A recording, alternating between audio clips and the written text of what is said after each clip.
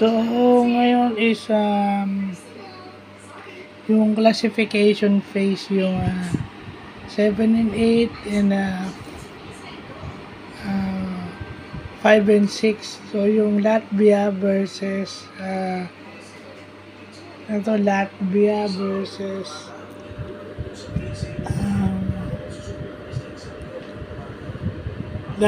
versus Lithuania at saka Slovenia versus Italy. So, ito yung makikita natin na may ball movement. Okay, may sistema ng ball movement yung mga teams.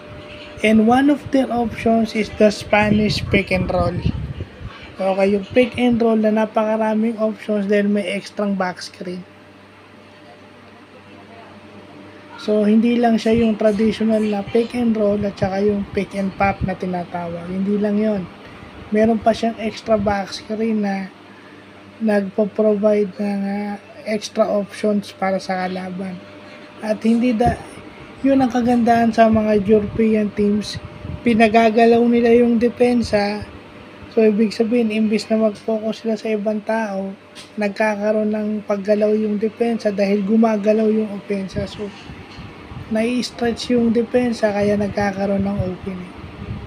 At yung mga 3-point shots nila, hindi yung mga tao kailangang tumira. Kaya required silang magkaroon ng 3-point shot dahil part yun ng kanilang play. Kahit ikaw ay big man, may 3-point shot ka dapat dahil part yun ng play.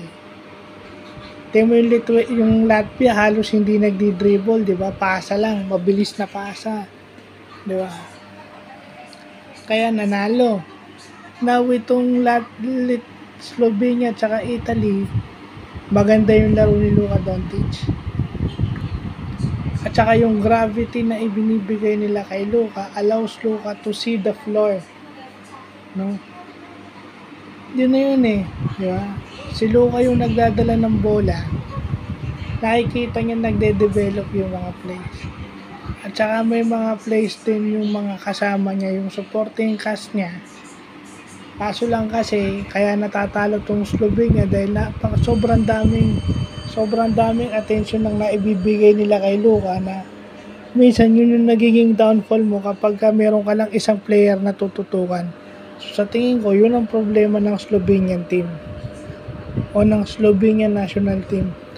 Na si Luka Doncic lang yung pinaka-focus ng kanyang scouting report. So, maganda. Sana nga maging template ito ng SBP na ganun dapat yung basketball na dapat laruin ng Pilipinas kung sasali sila sa international. At meron tayong mga players na ganyan na maglaro dahil nag-i-import na sila sa Japan tsaka sa Korea.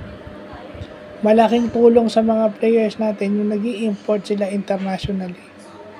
So, yun lang po.